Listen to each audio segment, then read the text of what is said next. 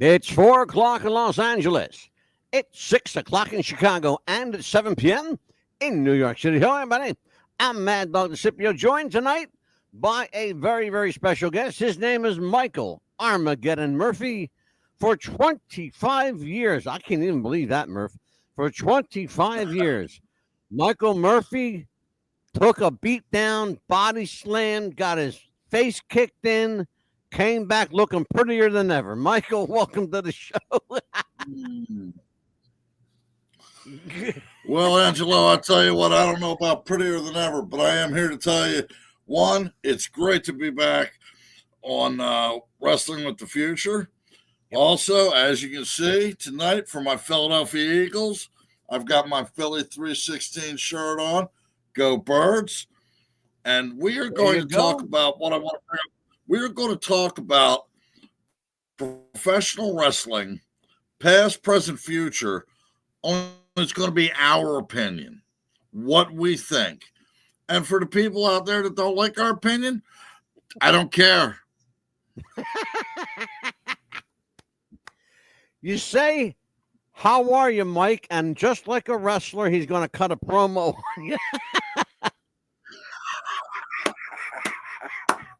Oh, man. I'll tell you what, I saw one of the things when you watch the intro of the show was a very interesting photo that I used, the past, present, and future of pro wrestling. Because this show is Wrestling with the Future. And it was Hulk Hogan, Logan Paul, and Dominic Mysterio. And I think the three of those guys perfectly, Michael, represent the past, present, and future of wrestling. What do you say? I would agree. And they all three have one thing in common. Trash. Tell me. Hogan is one of those wrestlers that has had his day, had his moment, can't walk away from the business.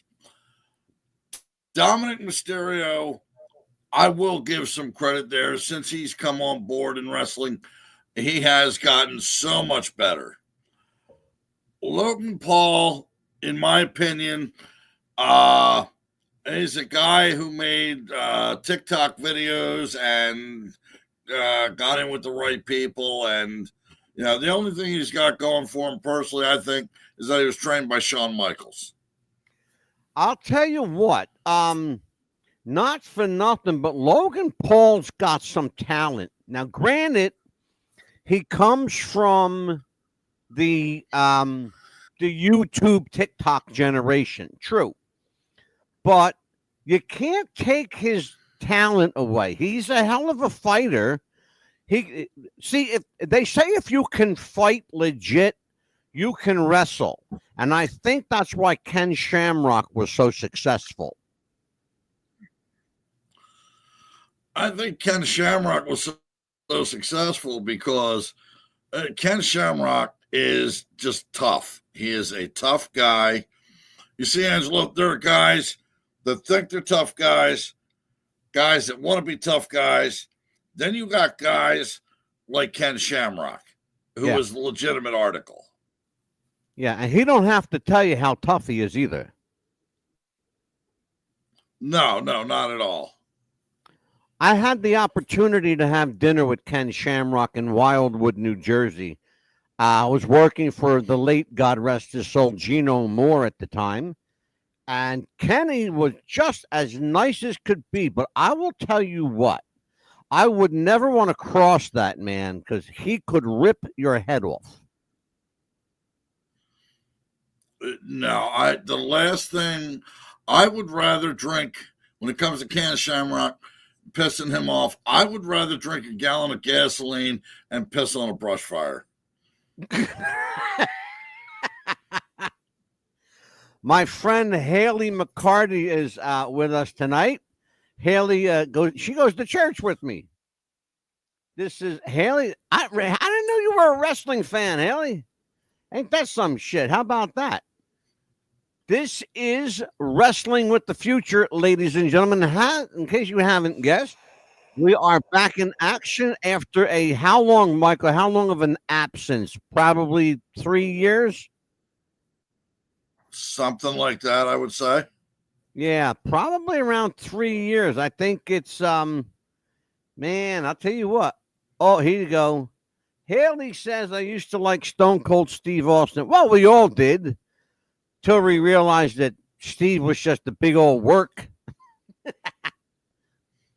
But She so Haley, you like Stone Cold Steve Austin. All I can say to that is, well, that's your problem. She's a nice girl, Michael. Mike, let's talk about what's going on. Stone Cold Steve Austin. I mean, come on. Mike, let's talk about what's going on in the sport now. Let's bring everybody up to speed. Vince McMahon is out. Triple H is in. The Rock is running the board of directors. Interesting cast of characters here. What do you make of Triple H and the new era, the Netflix era? And what say you to Rock being at the helm of the company?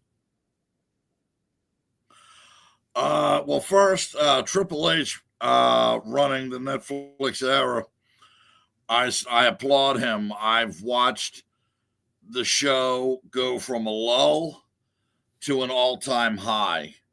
And I'm going all the way back to the last WrestleMania 40, where I would honestly say, the best WrestleMania that I ever saw. Bar none. Absolutely. As far as The Rock being at the helm, I think if they haven't already come to terms with Triple H and The Rock butting heads, because I'm sorry, when you get two personalities that big, you're going to have problems. They're going to butt heads. And if you'll notice, before WrestleMania, they were already starting to do it. And Triple H even said, hey, there's only one authority here, and you're looking at him. Exactly. And I give him, turn around, look at your boss and say that. That takes a lot of cojones. It takes a set of brass ones, doesn't it? Yes, it does. Well, I'll tell you what, Mike.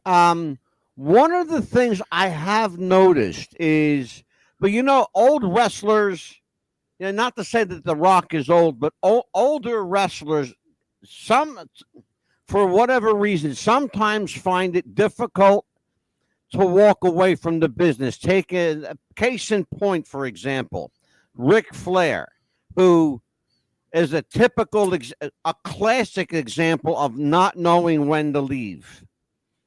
I think The Rock, this is his way of holding on because he wants to feel validated. He wants to feel like he still matters. And quite frankly, nobody gives a fuck.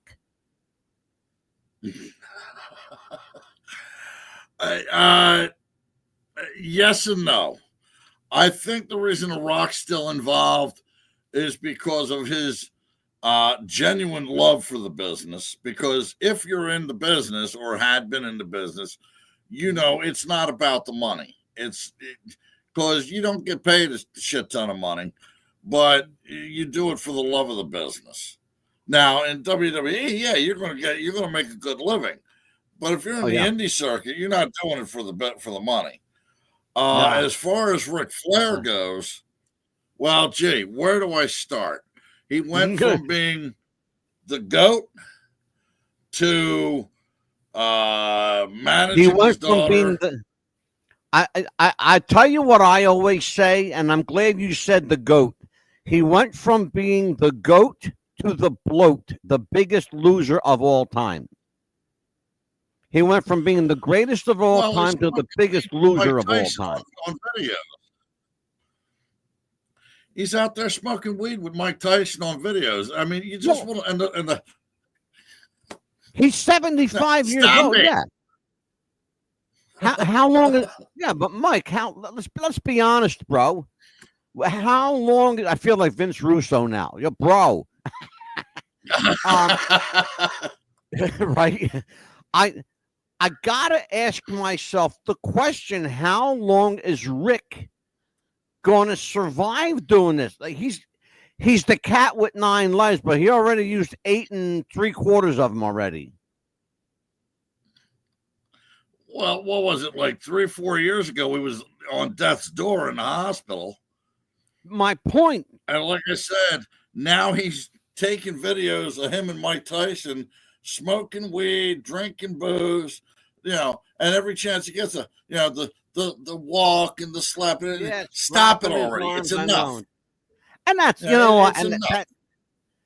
he doesn't realize that he's not in high school anymore. In fact, he outlived all of his college professors, probably.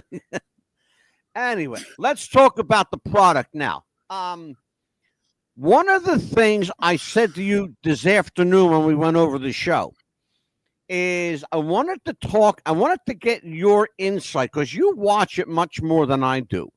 I want you to give us and take about 10, 15 minutes, which I know you could fill up easily. So take about 10, 15 minutes and talk about women's wrestling. And here we go. Women's wrestling first. Let me give credit to all the women wrestlers out there, from the indie circuit up to the big leagues. I give them all the credit in the world because it's still, in a lot of ways, a good old boys type deal. The women wrestlers, I mean, you look at women wrestlers, Charlotte Flair, Becky Lynch, I'm drawing a blank now. The EST that she calls herself, the EST, Jey Uso's wife, Naomi. And I mean, these are women that are going out there night after night, putting it all on the line, and they're making it happen. I've actually seen a lot of women wrestlers out there who work harder than a lot of male wrestlers. They I see absolutely a lot of male wrestlers do. who are coming in. And the women wrestlers, they're out there, they're doing a difficult job, and they're still being feminine also. They're not coming out all roided up and jacked up and, it's like, oh, hey, Nancy, how you doing? How's it going? No,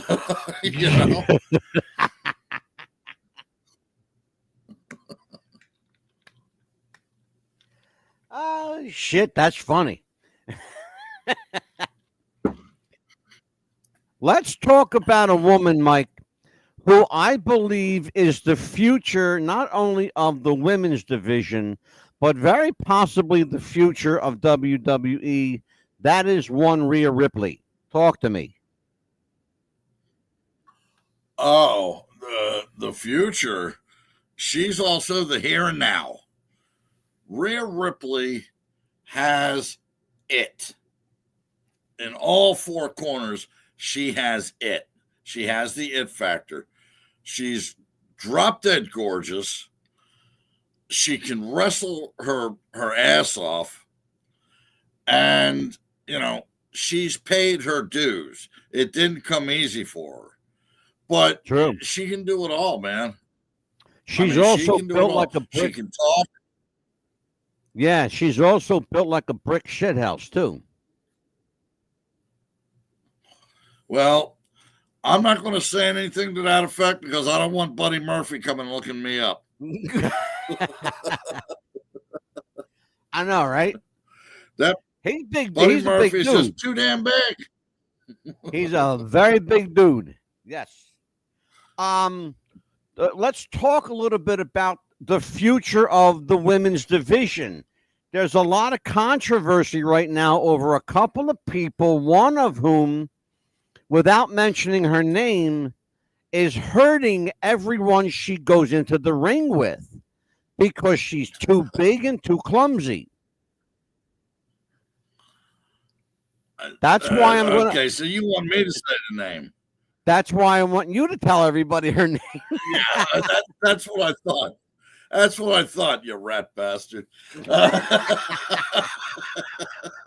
Yes, I am. Good. Yeah, we're talking about Nia Jax. Yep. I just see her as stiff all the way around.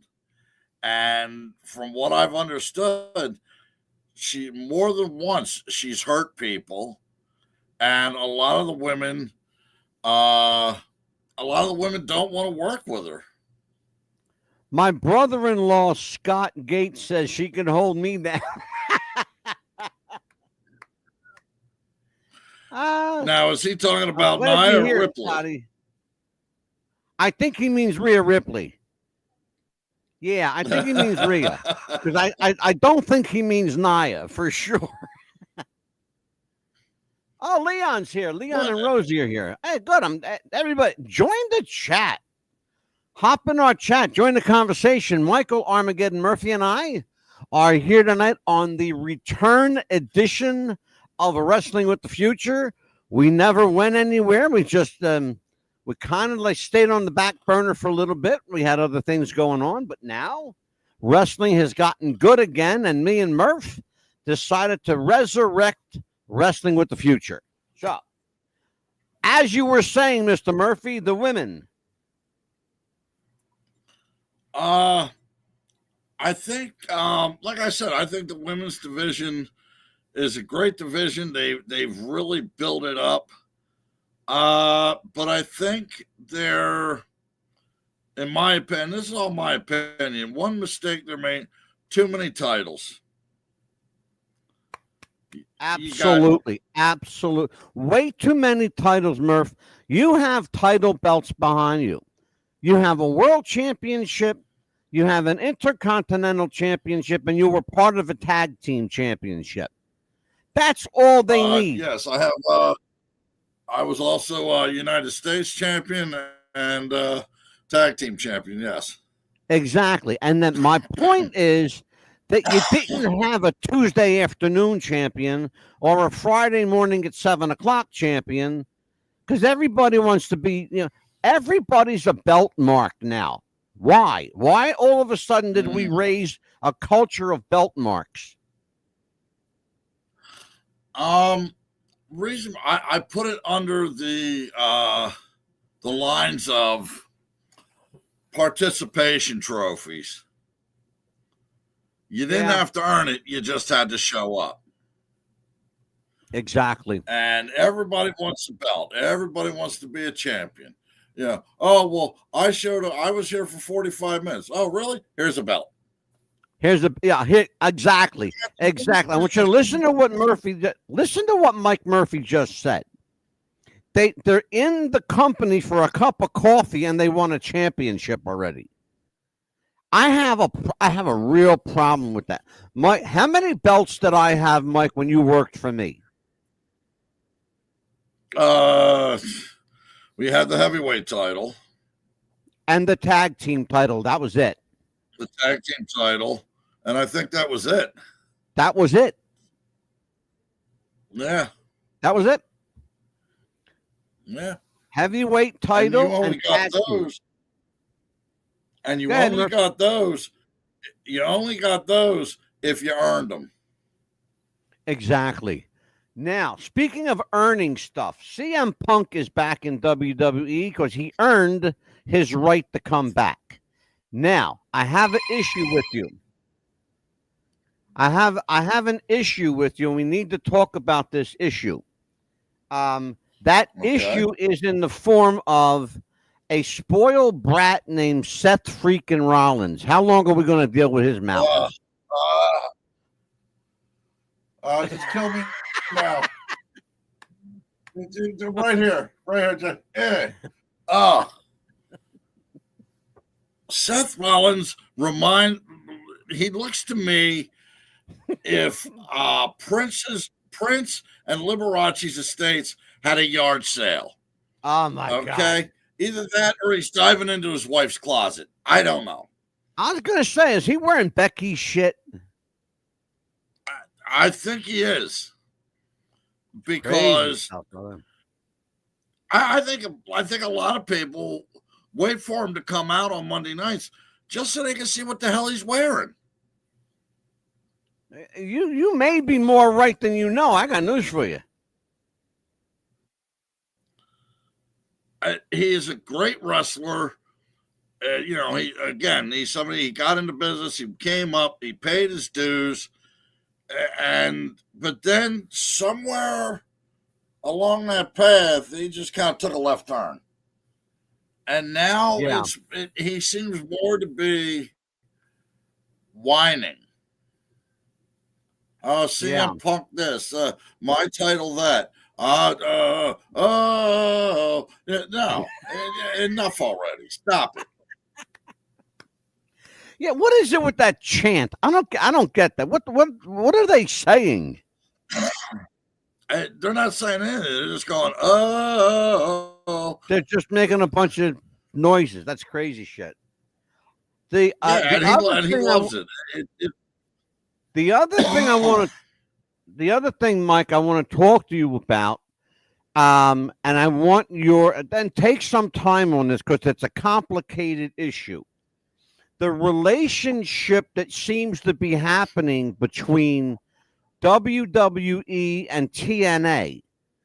Now, a few months back, during the Royal Rumble and then the Women's Royal Rumble, they brought in women from TNA like Jordan Grace and some other, the Valkyrie, who is now part of WWE. Talk to me about that. Where is this relationship going? Or is there a relationship? Or are they just playing us? What do you think's going on, Murph? Honestly, I think there is a relationship between TNA and WWE. I think most of it is they're going to be using TNA as a farm league. Like, if you go to training with WWE, if you get accepted, you're going to start your training at TNA. You do some time at TNA, then they're going to bring you up to NXT. If you make it through NXT, then they'll bring you up to the main roster. At least that's how it looks. At least that's how it looks to me. My brother-in-law, Scott, says he thinks that Seth is coming out of the closet. And Leon said that it looks like an Elton John's garage sale. They're not wrong. Here we go. Tessa Blanchard. Leon says that Tessa is headed to WWE. And again, just right where we're talking about, Mike, WWE and the TNA relationship. Tessa Blanchard is a heavy hitter in TNA. Also, remember, Mike, there's a relationship between Tully Blanchard and the WWE because he worked there before. Agreed. And I think if Tessa Blanchard came up to the women's division in WWE, she would tear through it like wildfire. She's another one, possibly, and I say this with a caveat, and tell me where you think I'm going with this. Here's the thing, and it's important because I'm getting into kind of like watching wrestling again. It's actually become fun again. The only person I can see that could even match toe to toe with Tessa Blanchard is Rhea. And a Rhea Ripley, Tessa Blanchard run or program would not only would it blow everybody's socks off, but it's box office, $1 million box office. Your thoughts? Oh, 100%. I would love to see Tessa Blanchard wrestle Rhea Ripley. I think that is, as we say in the business, That is money all day long. All day long, brother. All day long, And like the late Mike Graham used to say. And you got to remember, Tessa was trained by her father, Tully Blanchard, who I've had the privilege of meeting, and is a really, really nice guy. Oh, God, yeah, great guy. Yeah, and, you know, he is, and let me shoot off onto something here. Go ahead. Tully Blanchard never really got, in my opinion, the comeuppance that he deserved. He was a hell of a technical wrestler, and he could beat you at every turn. Absolutely. Absolutely. Tully Blanchard was the problem that Tully had in WWE was Tully's own fault, because he went back on some performing enhancing supplements that are highly illegal to take. And he got caught and he got fired. And he ruined it not only for him, but he also ruined it for Arn Anderson, his partner, his longtime partner. Yeah. I think, you know, if you followed wrestling long enough, or if you go back as far as you and I do in the business, yeah, long time, those things happen. I think with Arn Anderson, I think what hurt Arn Anderson's career the most was not performance enhancing medications. I think it was more of the neck injury that he suffered, where he ended up having to have neck surgery. Yeah. And once you have a neck surgery or a spinal surgery, and I know a little bit about this because I'm looking at having to have one done. Yep. Once you have that done, your career is really not going to be the same. Yeah. If you can go back to it. If you can go back to it. By the way, just to let everybody know that 25 years in the ring has taken their toll on my buddy Armageddon. But you know, we've known each other for 25 years.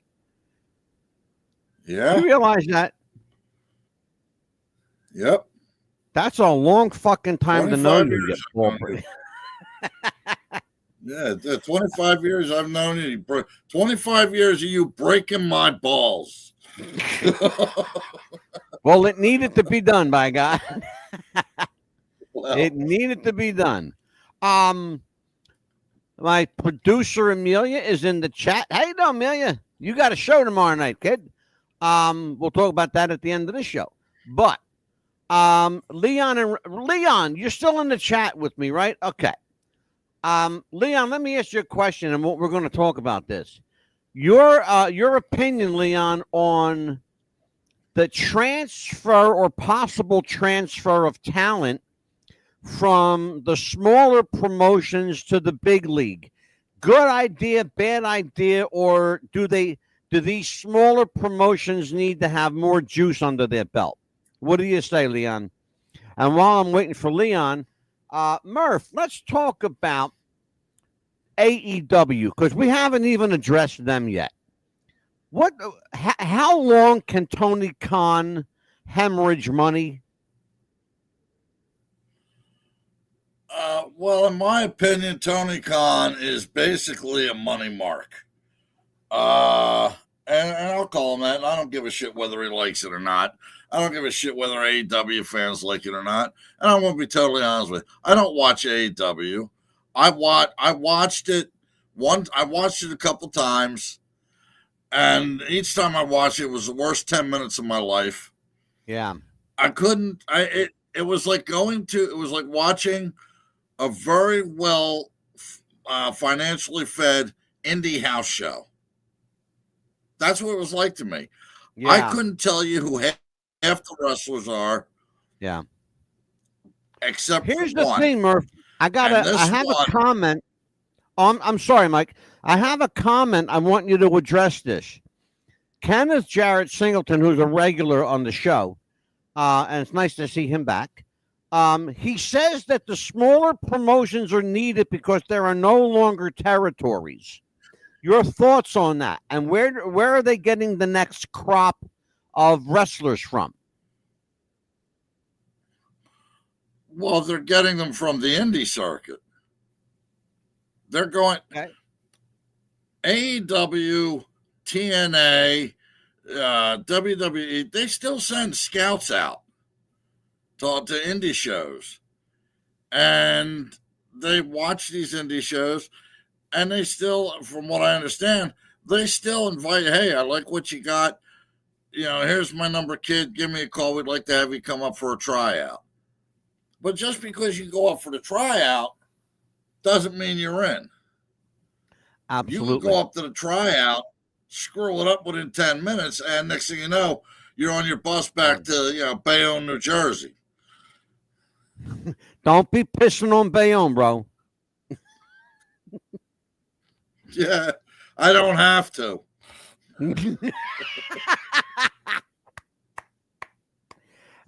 Shit, that's funny. Let's see. Leon says, I like the WAW from England. Now, I'm not familiar with this, Murph. What's WAW? Do you know that? Dude, I'm from Lansdale, Pennsylvania. Like I would know. I figured I'd ask you. I don't know. Well, AEW seems more. Here's an interesting one. Here you go. Amelia, who's in the chat room, says AEW seems more fake. Mike, address that, please. Well, like I said, I can't really address that because I don't watch it. I find it physically painful to watch. It is a hard watch. I will tell everybody. It's really, really difficult to watch AEW, particularly when the owner of the company, Tony Khan, puts himself on television every 5 minutes. That's hard. That I equate that to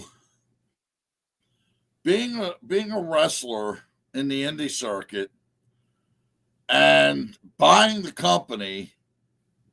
And so now you're not just a wrestler, you're also the owner, and then making yourself the champ. Wow. Yeah, didn't see that coming. Yeah, who did that? Who did that one, Murph? That would be a gentleman, what's his name? Corey Gebert. Inferno. Who else did that, Murph, on a bigger scale? I can name two right off Vince. the top. Vince McMahon and Eric Bischoff.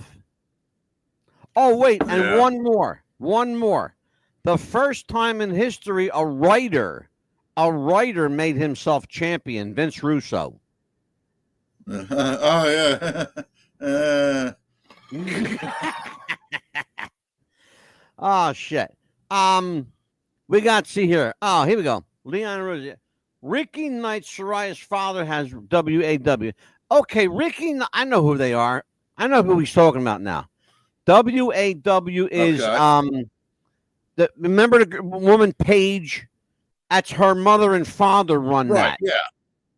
Okay, I didn't equate it with that. Again, I'm out of the loop. And again, we don't have, British wrestling here. The closest we have. Well, unless you consider Steven Regal. Well, yeah, but I mean, the closest that we have, though, to the European style would be probably TNA, to be honest with you. And that's probably the closest we have to that European edge. But I digress. All right, I'll give you that. Well, I mean, really, there's nothing else to compare it to. Ruffians here. It's because they run cold in the ring for AEW. They don't practice like they should, like others back in the day. Oh, we know that feeling. See now, Murph, let me tell you about El Ruffian. El Ruffian, he's one of us. He's like our kind of people. He understands. He also goes back a bit, and he goes back a little bit. So, yeah, you and I know exactly what he's talking about. Yeah, put your time in, guys. Absolutely. Put your time in. Show up when you're supposed to show up. Don't bitch. Don't complain. Take your bumps. Do your Hindu squats. Do what you're supposed to do. Take your towel, dry off, and go home. Anyway. And if they hand you an envelope, be thankful. Yeah, and you might get an envelope with cash, or you might get an envelope with a coupon for a hot dog and a Coke, which has happened. Ask Michael Murphy. Oh, been Michael, there, done that. I was going to say, do you remember your first pay? Your first wrestling pay? Oh, wow. Yes, actually, yes, I do. And it's an interesting little story. I was with the National Guard at the time, and we had just come home from our 2 weeks a year. And the night I got home, I was booked in a battle royal in Westchester, Pennsylvania, believe it or not, at the National Guard Armory, a different one, not the one I was at.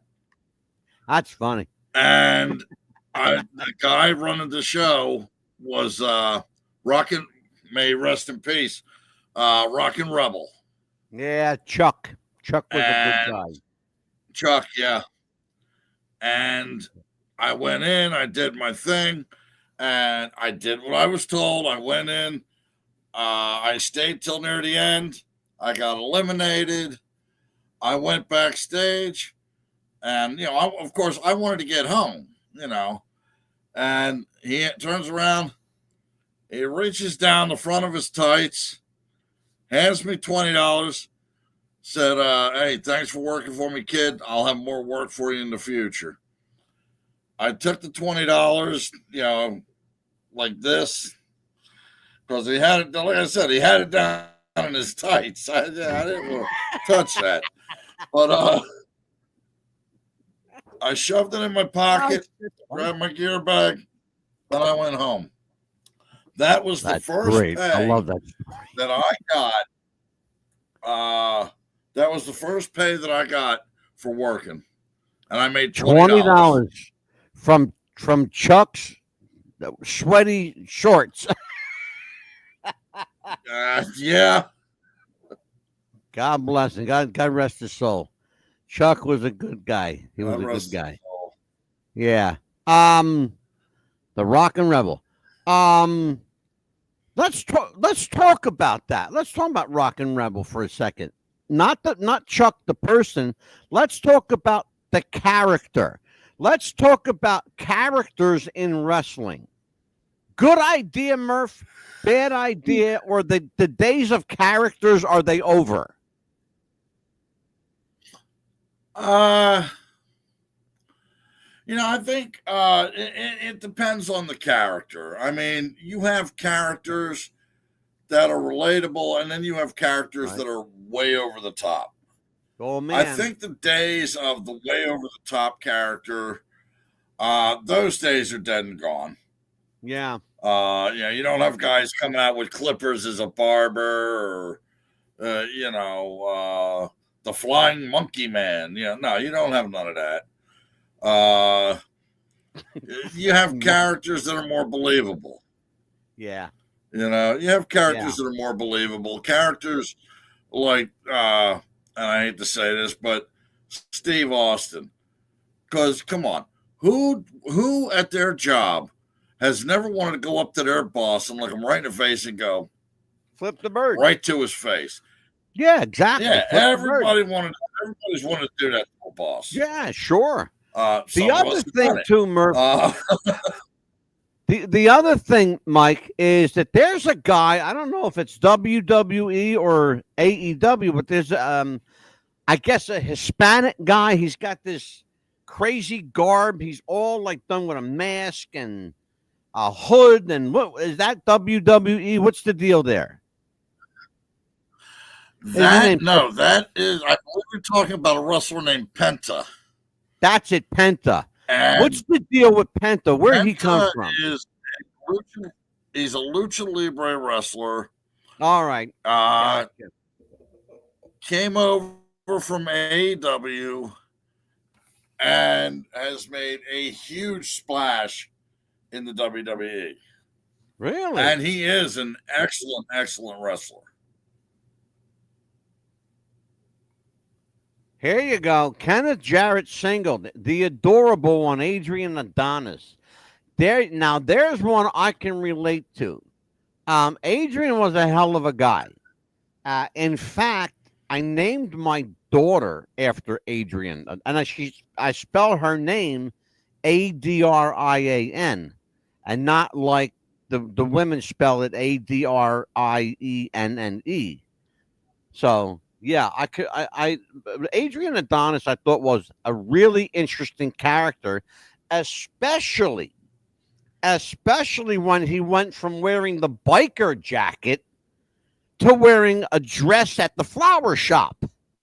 Remember that, Murph? Oh, how can you forget? A fat guy in a dress. A fat guy in a dress. Well, yeah. But here's the thing, though. That fat guy in the dress could work his ass off. Oh, no doubt. So with somebody like Adrian Adonis, and that's a good thing that Kenneth Jarrett Singleton did. A guy like Adrian Adonis in 2025, is he viable today in this market, in this tepid atmosphere? Is a guy like Adrian Adonis workable today? Can you do something with him? Well, are we talking about Adrian Adonis in the dress? Well, yeah.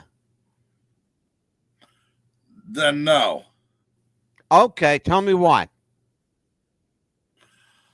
Reason why is there are too many people out there. Okay, for instance, Adrian Adonis, he had the flower shop, he had the dress and the hat and the messed up makeup. Mm-hmm. There are too many overly sensitive people out there. Well, he's making fun of the LGBTQ plus, which I don't know what the plus stands for. Maybe you're extra gay. I don't know. But, I look at it like they're too sensitive. Oh, he's making fun of us. They're making fun of us. Shut up. Sit down. Shut up. It's a gimmick. It's an act. Ruffian says Penta is gangsta as fuck. He had 2 good matches so far with Gable and Bruiser. Yeah, I saw the one with Chad Gable. That's his name, right? Chad Gable. And I saw that, and here you go. Here's a name I haven't heard. Here's a guy that took a feminine gimmick and rocked it and took it to the bank. The Exotic Adrian Street. There's one. Leon and Rosie. Exotic Adrian Street is my all-time favorite. You know what? Kudos to your brother. God rest his soul. He's gone now. But Exotic Adrian Street, he was the man. I'll tell you what. He lived to be 85 years old. Do you know that? That man took care of himself. He took care of himself, and he was jacked up, brother. He was jacked to Jesus. Kenneth Jarrett Simpson, he would be considered normal now. Yeah, that was my point. That I think Adrian Adonis at the flower shop, exotic, Adrian Street, adorable Adrian Adonis, I think they would go over today because that's considered normal now. It's nobody would give it a second look. What do you say to that? Yeah, I can see what you're saying. You know, I mean, it's an interesting dichotomy. We are back in action. Wrestling with the Future podcast is back on the air every Tuesday night, except we're posted for special programming. But other than that, we'll be here. Me and Armageddon will be here every Tuesday with Wrestling with the Future. It's kind of nice, Murph, talking wrestling again, to be honest with you, because we haven't done this in a long time. Well, I'll tell you what, it's been a while. Angelo, Yes, sir. Yeah, it has. And one thing about wrestling I want to talk to you, before the show, I sent you a video from Monday Night Raw. It was the War Raiders, who are the tag team champions, versus Dominic Mysterio and J.D. McDonough. And I wanted you to see this one bump that J.D. McDonough took. And I'll tell you what, this kid, he earned so much of my respect last night. Mm-hmm. But, I mean, the kid's phenomenal because the bump, he hit the back of his neck and his head on the top of the announcer's desk and his neck on the crease of it. The fact that this kid got up, not just got up, the fact that he got up, and finished the match. The fact that he got up and still had a head attached to his shoulders is miraculous, because I thought his freaking head was going to ricochet off. You guys, if you don't know what we're talking about, it's a Dominic Mysterio match. And I want you to take it. You can probably find it on Facebook. It's floating around all over the place. We cannot show it here because we will most certainly get a copyright violation from WWE, because they're real funny about their trademarks. But we will, I think we might be able to show pictures of it maybe next week. Maybe I could put a series of still pictures together. Murph, let's talk about indie wrestling a little bit. You're much closer to that than I am. Talk to me about the state of indie wrestling. Is there still a future for indie wrestling? And where are all the good shows at? Yes, there's still a future for indie wrestling. Mostly because, it's where wrestlers get their start. I mean, let's be honest. You don't just wake up some morning and go, hey, you know what? I want to go to WWE and call up the training center and say, hey, I want to be a wrestler. No, it doesn't work that way. Now, when I was coming into the business, you had to know somebody who knew somebody who was friends with somebody's second cousin, twice removed. Yeah. He's not lying, guys. He's not lying. Who knew a guy who sold papers on the corner, who knew somebody who you could call. Exactly. And you went through all that, and then you got a tryout. If you survived the tryout, you paid for the course. And if you graduated the course, well, you don't go to WWE unless you're that good. Yeah. Basically, you spend your Saturdays setting up chairs, setting up a ring. Exactly. Doing security. And then when you get good enough, oh, hey, kid, be here on this time, this night, and we're matching you up with so-and-so. Yeah. And then if you get paid at all, you might get $15-20 if you get paid at all. If you get paid, yeah. You might get a pat on the ass and say, come back next week. Tell everybody how you got your start. I think it's an interesting story with the late Samoan, the late great Samoan tag team specialist Afa Anawai. How I got into the business? Well, I was in a hospital. I had a surgery and I was rehabbing an injury. And the guy who I was sharing the room with was an indie circuit wrestler by the name of Lou Roberto. May he rest in peace. Mm-hmm. And Lou and I got to talking. I'd always been a wrestling fan. And we got to talking about matches and wrestlers. And he said to me, he says, "Hey, you know what, kid? You ought to try out."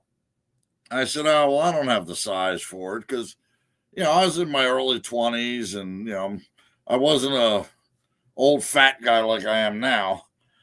But before he left the hospital, he gave me a card with a number on it.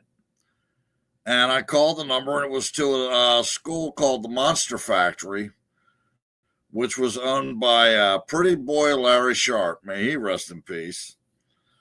And I went and did a tryout, but I didn't have the money. A few years down the line, I had the money, and I ended up getting in contact with the Wild Samoans gym, which was up in, at the time, Whitehall, PA. And I went in there, and I paid my money, and I was trained by Afa Anawai, WWE Hall of Famer and superstar. Also, the late Afa Anawai.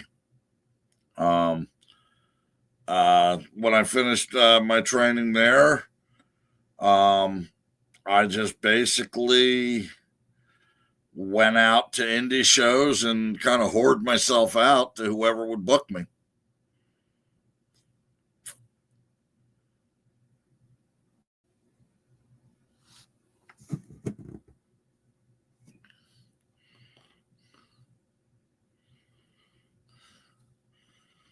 Oh, I'm sorry. I was muted somehow.